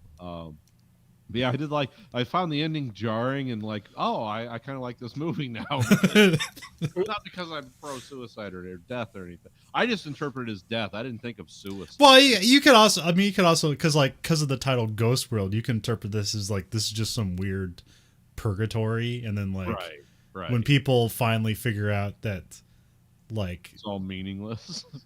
well, not that it's like she's followed her heart or her heart has led her wrong, and she has to become a new person and move on. Yeah. So get on the bus. Time to die. Well, plus like she's the only passenger on the bus, and so was Norman. Yeah, and those were very old buses too. Yeah. Yeah. Which was kind of a cool time. Like I said, the end kind of tied it together for me. Like, oh, okay. But yeah, it was a good movie. Good. What were there other theories that you read about, Nathan? No, just that one. Oh, okay. And the director, because I know they interviewed the director like 5 years after this came out, and it was like, so what do you think of that theory? They basically laid out the suicide and death theory, and he's like, yeah. You know, it was kind of like, yeah, whatever. It's a work of art. You interpret it. Why do you want me to interpret it? You know, it's like, yeah, that works. That's very plausible. It's whatever you want to see in it. It was probably pitched to the studio as like rebirth and exiting of an unsuccessful life, but maybe a little, considering some of the tone of the movie and just the sarcasm of it, maybe it's like, oh. I mean, this is more of an indie movie, so I mean, you kind of expect more of that stuff. So I forget. Yeah, who but I released liked it. It's a good pick. Yeah. I'm glad I watched it. I was not initially like super engaged, and I started seeing all these famous people. It's like, and then like John Malkovich was a producer on it, and it's like, oh, okay, it's one of these quite quirky projects, quirky people projects. Yeah, I mean that's the thing too. Though I've been let down before by like, oh look how many people are on this or whatever, and then it's still shit. So it's never a guarantee, but it's nice to see, you know, like Scarlett Johansson a lot younger in one of her first major roles, and then Steve Buscemi is always great, and like he's as much as he's in like a lot of movies, I don't think he gets like enough top billing for being a really good actor because he didn't really. He really sold that character as actually caring about friendship with the girl and not trying to be like a pedophile. Yeah. All the time. So it was. That's why that scene kind of surprised me. It's like, oh, they're getting drunk and he's going to be like, oh, hey, this isn't right. But no, it's like, oh, we're drunk and lonely and miserable. So yeah, we'll try this. It won't work. You know, it's doomed from the beginning. Because anytime a 40-year-old man is having sex with an 18-year-old, unless he's an oligarch, it's not going to work. And even then, it doesn't work. It's just a financial arrangement. But yeah, it's like, oh, okay. And it almost was a financial arrangement because he kept talking about moving in and taking care of his records. Yeah. So, but no, it's a good movie. I kind of was when I looked up the director's IMDb page. I was like, oh, I'm surprised he doesn't have more work. To be honest, I was surprised to see Bad Santa on that list, but yeah, that too. It was like, well, yeah, maybe, I don't know. Like I'm personally not a fan of that movie, but I could see how he got there. I'm a fan of Billy Bob Thornton in that movie. I'm not a fan of that movie. I just like his acting in that movie. Well, did you guys ever see Crumb before? Yes. No, I haven't. Okay, it's super weird. So that's why like a lot of his movies are kind of like indie comic adjacent, like kind of the alternative, like kind of slice of life weird stuff comics. So, you know, it's not exactly Marvel, but there's a lot of comic books out there that aren't action oriented. They're just more weird characters. What was that other one that's Paul Giamatti did? American Splendor. Yeah, that was a really good one. That was really good Paul Giamatti acting. I never really got into those. After I watched that movie, I was like, oh, I'm going to look into these comics. And I was like, oh, yeah, this isn't for me. This is just kind of sad. Which is what it was supposed to be. But it was like, I'm more into sci-fi. Well, I like that movie is just like where it's like all the characters that like ended up on like MTV and David Letterman and stuff like that. And like, I had no idea. Yep. Oh, yeah.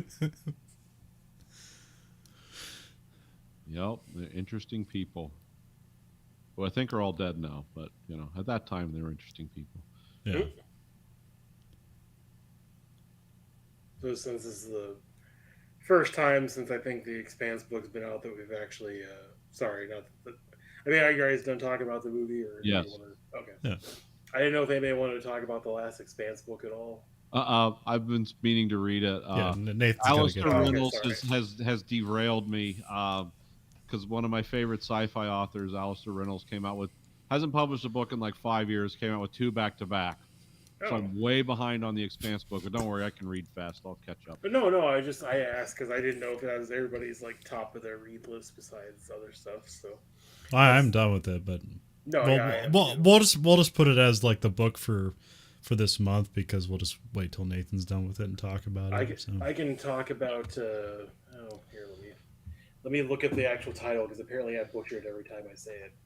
It's the newest Aliens book, and I found it in hard copy. It's not one of the ones I bought with your gift card, Colin, but it's the one that made me buy all the other Alien books with your gift card. So it's spelled CHARYBDIS into Chartis. I don't exactly know how to say it. It's a very. I really like what. Spell that again. CHARYBDIS. Charybdis. Okay.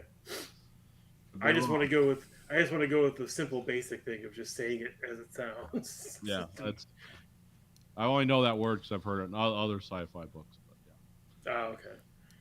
Because it, as much as I don't like the newer like Prometheum or the movie after that, I can't think of the damn name right now. Covenant, isn't that right? Yeah. So don't like those at all. Ridley Scott's ruining the Alien franchise, even though supposedly there is a TV thing on the way. Yeah, there's an FX show. But either way, like I bought pretty much every Alien book now besides Infiltrator, at least all the new ones.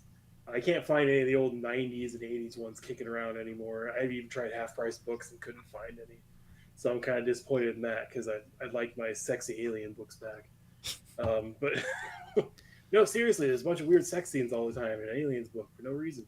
But anyway, fucking this one I was reading because I just bought it at Barnes and Noble. I was just fucking around, bought it with Frank Herbert's Dune and some other stuff. Fully expecting to be let down by it because Alien doesn't seem to get like a lot of creative people drawn to it anymore, as far as like finding stuff that I don't know is like new or different enough that it like adds anything to the Alien universe. Because like what else is there? Like they're all unstoppable killing machines, numerous in number, and Alien versus Predator and all that stuff, or where they came from, which no one cares. But it's actually a really good book. It's like it's like this big like data warehouse like antenna in the middle of like a solar system that's run by the Iranian state. And a bunch of, like American contractors come in to like put all this new UI software and cameras in and stuff to upgrade the facility, and find out that it's kind of just like a crumbling old Russian facility that they lied about because they said it was a brand new facility, so they were lied to, and then they kind of get house arrested, and then one of the main characters for a while, Shy, a female technician on the team, gets in prison with the rest of her team, and then told, "Oh, there's a Weyland-Yutani, outpost we need to check out because this ship just landed by it, screaming into the atmosphere and stuff." It's called the Black Star, and so they go over there with the Iranian militia. It's all these people that live there, and just trained up with guns and shit to put down riots and stuff, and go over there. And this is a planet with like all these white squalls, and everything's run with these giant waves and air tunnels and stuff like that because it just cools the supercomputer and the data antenna. And it's just made to help power and cool everything. And like, oh, we're just gonna go to this installation over here. Everything's rusted and it's barely open. And so they go in there, and one of the guys, the interpreter, like nicks his thumb on something, and he starts convulsing and like going into fits and shit. And this giant alien rips his arm off and just jerks it off his body, and then carries it up to the rafters, and everybody freaks the fuck out. And next thing she knows, she's back in the medical ward or whatever. And they're asking her what the fuck she saw, and she's like, "What are you talking about? Didn't everybody else see it?" She's like, "No, you just screamed, and then they're like the guy you're with wasn't there anymore." It's like, oh fuck. And then like one of her coworkers sends out a distress signal, and the Marines show up, the Colonial Marines. And this is a team that only deals specifically with aliens. So they have special tools to deal with aliens called good boys. So they're basically these like robo dogs that have like sonic generators and miniguns strapped to them. So they just send them into hives to like stir up the nest and send them out so they can shoot them. So they just go in there, and then since they have the miniguns too, they can just lay cover fire, and they'll use their bodies as battering rams to save the Marines or whatever in last ditch scenarios and stuff. And so just like it shows like how bleak, like the aliens are just getting decimated every time they run into any of this stuff because the technology with the smart guns and everything else they got to throw at them, the sentry guns and shit is just so much. It's like, oh, fucking aliens look like they're, you know, throwing sticks at a, you know, MiG jet fighter or whatever. And then it's like as soon as like the good boys with technology go down, the Marines start getting slaughtered to hell and shit. Like it's really balancing. But like the colonel that comes down here, she wants to claim the site for the Americans because she claims that they were doing weapons testing and shit, which they weren't. So she just hostages like 500 Iranian citizens and then incubates them with eggs, and she's going to make a fake distress call so America can come back and claim the site as their own and for American interest or whatever. But this doesn't sit right with one of the Marines that goes on a mission to rescue as many people as he can. And just like the whole book, there's another part in there with like a fucking sentient scientist trapped in an alien body type thing that's kind of fucking cool too. But the whole thing's like really interesting, and I liked it a lot more than I thought I would going into it. It's a good read. It doesn't have any bullshit sex scenes like the older novels did. It has good action, and it has the other guy I was talking about this with, because he has all the alien books and stuff that I usually talk aliens with in town. Like he hated this book because he said it was too slow for him, because the book's like almost 500 pages long. And I was like, what are you talking about? Like reading the whole thing, like it was wonderfully paced. Like it wasn't like, oh boom, just aliens on like the third page or whatever. Like it built up a story, and it built up some characters, and you followed them to completion. It wasn't a bad. It was what you should be doing with the story. It's not just like, hey, we just showed up and aliens are just walking around and we're just going to start doing battle. Like I don't know. Maybe he was expecting all the weird sex stuff. Maybe. I mean, I kind of was. I kind of expected just a sex scene in the middle of an alien hive, which has happened numerous times in books I've read. Don't ask me how that works. We're the smartest people in the world. We discovered the most dangerous thing in the universe. What should we do? Let's have sex. Yeah, let's have sex, and then oh yeah, this thing like acts like a virus, and it like you can become part of its horrible life cycle and die that way. What should we do? Well, bring it home. Yep. Why, we can cure cancer with this, huh? What? Are you insane? That's why I always like the best part of Aliens, the movie, was like nuke the site from orbit. It's like think about any what about the discovery part? No, gets incinerated, and we stop like a universe of death and horror. But that doesn't make for a compelling story. No, not at all. It's like, it's the end of World War II. We nuked them and won. Yay! It's like, and then what's the rest of Aliens going to be? Like a treatise on the evils of capitalism? Like, you have to go somewhere with it. So. No, but that's the thing. Is like that's another part of this novel, because there's the scientists that they unfreeze halfway there. The colonial Marines do to the colony, and they're like, oh, you know a lot. You're a company man or whatever, because he works for fucking Weyland-Yutani, and they own the whole military structure and shit for America and stuff. And it's like, we can't let this get out. It'll be war between America and Iran, and the world will erupt into nuclear warfare and shit. Yeah, as you're talking about this, I didn't know nation states still existed in the alien universe. No, I know. I didn't know that either, because like there's a book where it's like the British colonial Marines are going to a colony, and I can't wait to read that one. I was like, what the hell is the British colonial Marines? What are they going to do? I also kind of just assumed, because like the ubiquitous of Weyland-Yutani, that it was just like all corporate states by then. But no, I know, and that's the thing. There's like a different corporate state in the scientist that's involved in the book or whatever, like that she's working for on an asteroid, like in the middle of nowhere type of thing, with the Prometheus virus and shit. Like she's working for a totally different corporate state, and then this corporate state comes and does.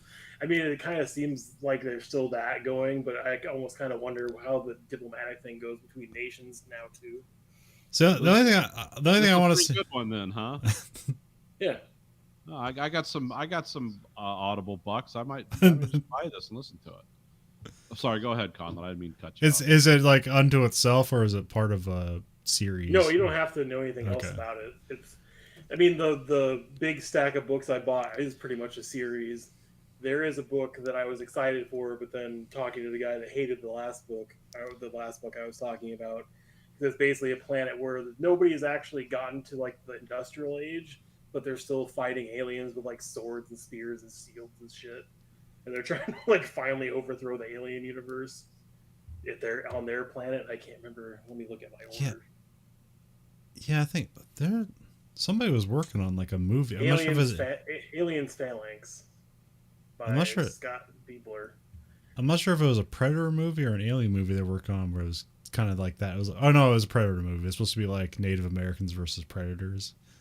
He said the reason he hated that book was like halfway through the book, like the aliens are just doing what they normally do, which is like completely owning humans, especially without guns. And then all of a sudden they figured out aliens and it's not a problem anymore. It's like, yeah, I can see why that as a plot point might be a bad thing. But at the same time, I mean, every time I read an aliens book, it's always like, oh, they're dumb, stupid creatures. We can definitely take them. And then they're always like the ones raping and murdering everybody at the end of the book, basically.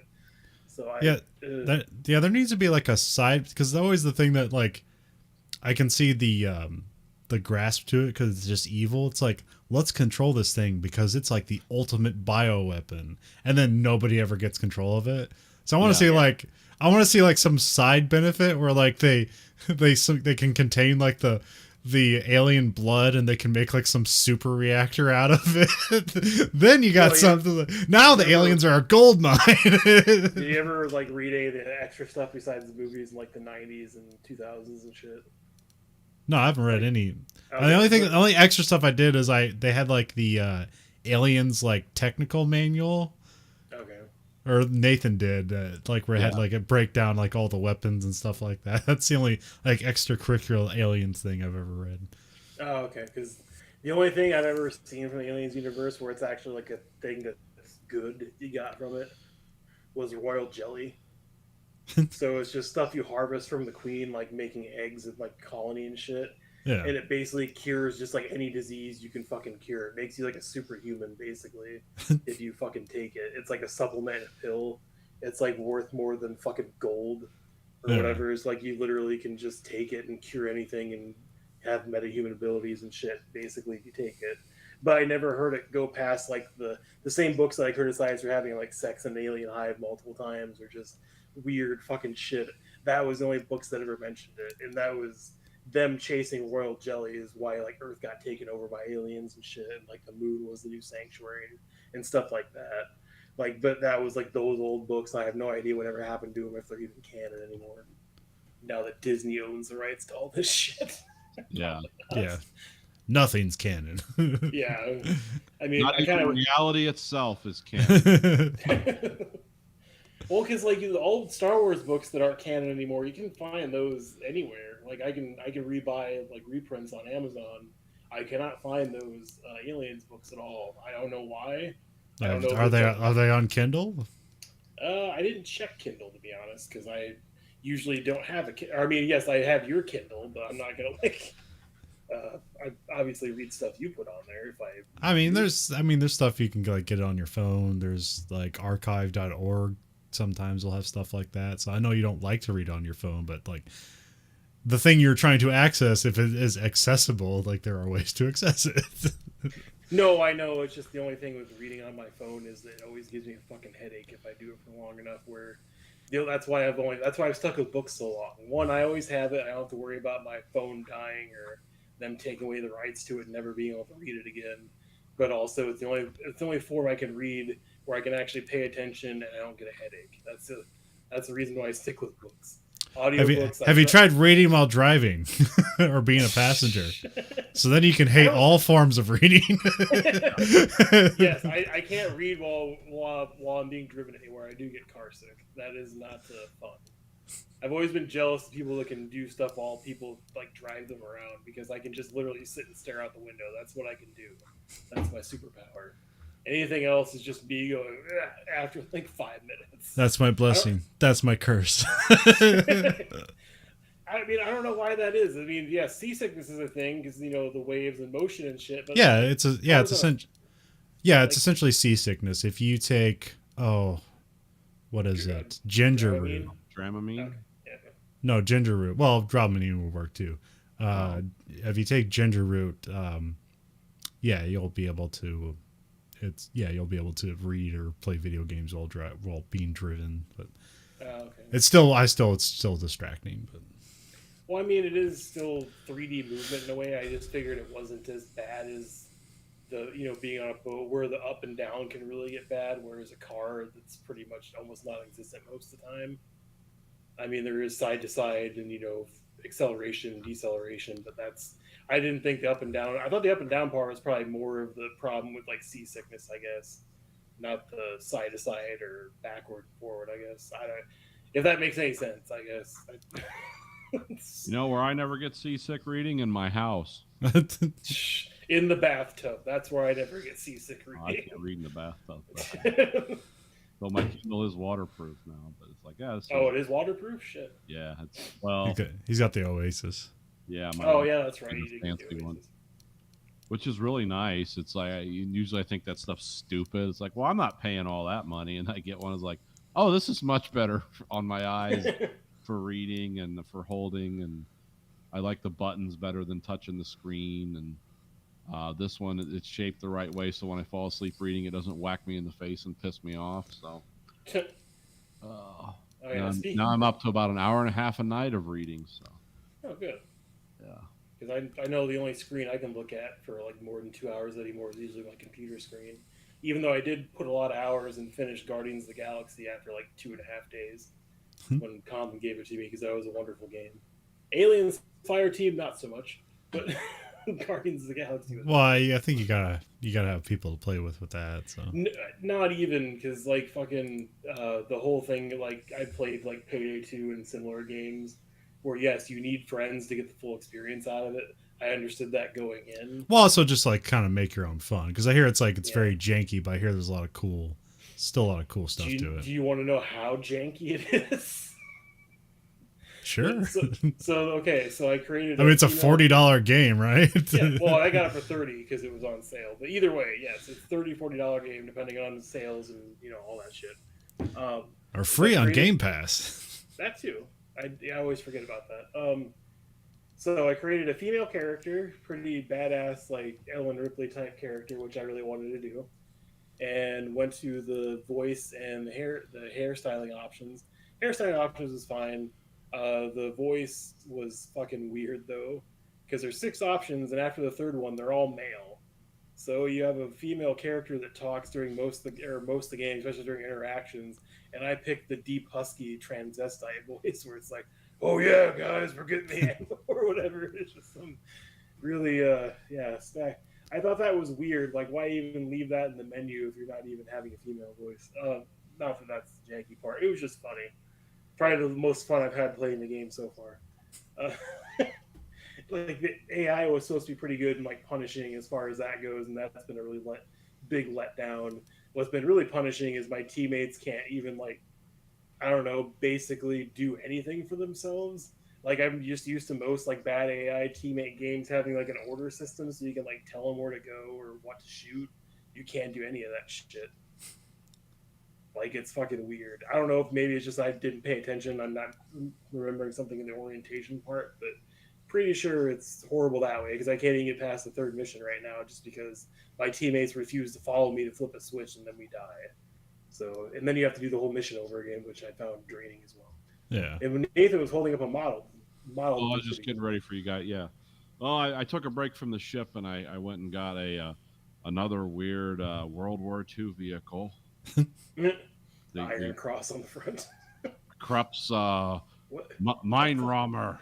Is that a real thing that existed? Yes, it is. Actually, they made 2 of them. We captured them, and no one knows what happened to them since. But it is a 120-ton vehicle that rode on those big. Well, let me get the picture back up here. Hold the box up. How well you can see that? Is that in frame? It's kind of but yeah. We see crop realm. Yeah. I don't know if that's better. It has giant tires and yeah.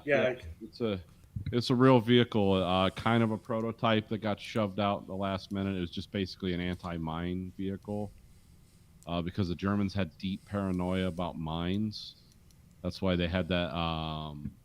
Some of those tigers and panthers you see in World War II, they look like they had concrete poured on them. Because that was called a Zimmerit. It was an anti-magnetic coating for magnetic mines, which we never developed or used. The only people who used magnetic mines were the Germans. So they developed an anti-magnetic mine feature, and then for other mines, they made these giant vehicles just roll over the minefields and clear the mines. And this was made by Krups, who makes a lot of kitchen appliances and stuff now, but they made this back then, and they pushed them out, tried them a few times, and we captured them, and they disappeared. They were ridiculous vehicles, kind of a concept vehicle more than a reality, but it's definitely something like, oh, that's weird, and then you realize, oh, that's real, because what that is it's basically two of those vehicles mated together in the middle, and they articulate off of different pistons that push them back and forth. That's how it turns. So they had two 600 horsepower, 1,300 foot-pound of torque engines in each one that drove the wheels forward and reverse, depending on which way it was going, because it was a forward and reverse vehicle. It's the exact same front and back. And that was supposed to roll over the minefields and clear a way for tanks. It was an all-terrain vehicle that just had huge tires and a lot of power. And those wheels have rubberized metal plates on them that could be changed out very quickly as it hit the mines. It was one of those weird, like, German, Wunderwaffen. It's the end of the war. We need to develop these magical weapons that will lead us to victory. Nazi secret weapons. Yes. Well, see, that was like Hitler propaganda 101. It's like the Wunderwaffen will save us. It was like, because like the jet plane was one of them, and it's like, but America had the real Wunderwaffen, but nobody knew about it until we started dropping them on Japan. But yeah, they actually thought they could win the war with strange concepts like that. Because you got to remember, at the time of World War II, I mean, like, Germany led the world in science, but they didn't lead the world in procurement and efficient production and reliability. They just it's like, look at this crazy vehicle we have. It can do all this stuff, but it can't do it reliably. And it's like, can you make 40,000 of them? We can make two. Everyone laughs at the Sherman tank until you see, like, 1,500 of them coming at you. It's like, it's not so funny then. Like, yeah, the Tiger's the king of the battlefield, and as long as you can keep it running. But it doesn't matter if the Shermans, they have a 30-to-1 ratio. They're going to win. A Sherman actually destroyed a King Tiger. I didn't know this. Okay. Remember the King Tigers, the ones with the special Porsche turret? They were really big and scary. Like, if they shot you, it was just going to blow the tank apart. Yeah, British Sherman crew destroyed one because they were waiting in the edge of the woods, and the King Tigers were firing at another position, and these guys were uphill. And there's like, our cannons cannot penetrate that armor. There's no way. And the captain, or the guy in the charge of the tank, I was a lieutenant, whatever. He's like, yeah, there's one way we can defeat them, though. And they rammed it. They rolled down the hill and they rammed into the King Tiger, and it split the welds on the tank. So it was like he was useless at that point. So yeah, a Sherman Firefly, a British Firefly Sherman tank, actually defeated a King Tiger by ramming into it and damaging its chassis and splitting its welds. Now, of course, they had to bail out and run away because the Tiger crew was coming out just hosing the thing down with machine gun fire. But then another Sherman came over and saw the Germans like attacking the Sherman tank, and just started, because they knew the crew was out there, so they just started shelling both tanks, and it led to just a huge conflagration of fire. And it's like, yeah, see, the Sherman can beat the best German tank by ramming into it, by taking a 25-ton tank and ramming it into a 60-ton tank. And that Sherman will stay there. They'll have that, or no, that the Tiger will have to stay there. The Sherman will be up and running tomorrow. Yeah, they'll just pull it out, put threads back on it, and it's ready to go. Yeah, that's. I did not know that, because they said like Sherman defeats King Tiger. I said that sounds unlikely unless I shot it in the ass and it had an untrained crew in it. It's like, oh no, the British just rammed right into it. And also, remember, the Shermans were the fastest tanks in World War II. Yeah. So it was moving at speed. I think they could go like 40 miles an hour or something, which was insanely fast for that time. Because I know like the GMX-10 tank destroyer, which looked like a Sherman, but it had an open cupola and it had no armor on it, but it had a Sherman type engine in it. That thing could go like 52 miles an hour. Like, because everyone's like, that's a death sentence if you're caught, fighting other tanks with that. It's like, not if we can just outrun their turret. It's not. And just drive in big circles around them while we're shooting, because we can move faster than their turret can traverse. But yeah, it took balls to sit in one of those open top tanks, just fire at another. Yeah, those are like ambush tanks where they'd like put like trees and stuff on it, and they'd shoot once and run away. Yeah, those you had to manually. There was a crank to make the turret move, because to put an engine in would add, or put a motor in would add weight. But a lot of people mistook them for Shermans because they had the same profile and the same gun. Yeah. But it's like, oh no, they're not armored really, and they can stop like machine gun fire, but that's it. Yeah, they were going for it. The most effective tank destroyers in World War II. Well, that model looks really cool, and I was trying to find it on like any website just to like get a better full picture of it, since obviously it's kind of a big box. Doesn't really fit in camera too well. That looks really cool. I was really applaud your addition to finding really cool models to build all the time, because now I'm kind of jealous. I only have Warhammer 40K and Age of Sigmar to build models for. Yeah, no, I do all kinds of. I find the strange stuff. I mean, I finished my Panther a while back. I need to take pictures of some of this stuff, but I did have to take a break from the boat because it was about to give me a nervous breakdown. Because that wooden ship, it's like one part rage and one part complete satisfaction. Like, I like working on it, but I realize it's like, oh, I got to take a break. This is just pissing me off. So I knew this was in the hobby store, and I always like the strange stuff, and because you could make that into anything. Like, I'm just going to build it like it says on the box, but yeah, you could make that. That could fit into the Warhammer universe. I don't know at what scale, but it's like, yeah, stuff like that that's so odd that nobody knows about. Like, you can fit that in almost anywhere. I want to say that it's one. Let me actually look it up. Well, what is Warhammer scale? I don't know what it is. Because you just call it hero scale, and official scale is 28 millimeter, which translates to 1/64 model scale. Okay. But the scale creep's been going up for decades now, because they've been making models slightly bigger and more imposing over the last decade. So it might be a little bit more like 1/62 or 63 now, just to help the scale part. But yeah, it's probably not as big as that. That could probably be a super heavy if you put some guns on it and shit. I would definitely like to run that. I could buy like 2 X-Wing kits and this and go like full, like Adam from Mythbusters on it, and like really fabricate some stuff it's the Mad Max vehicle, but the thing only went like 10 miles an hour, so it's like, yeah, it'd be cool to see that rolling along the highway at 70, but in reality it could never.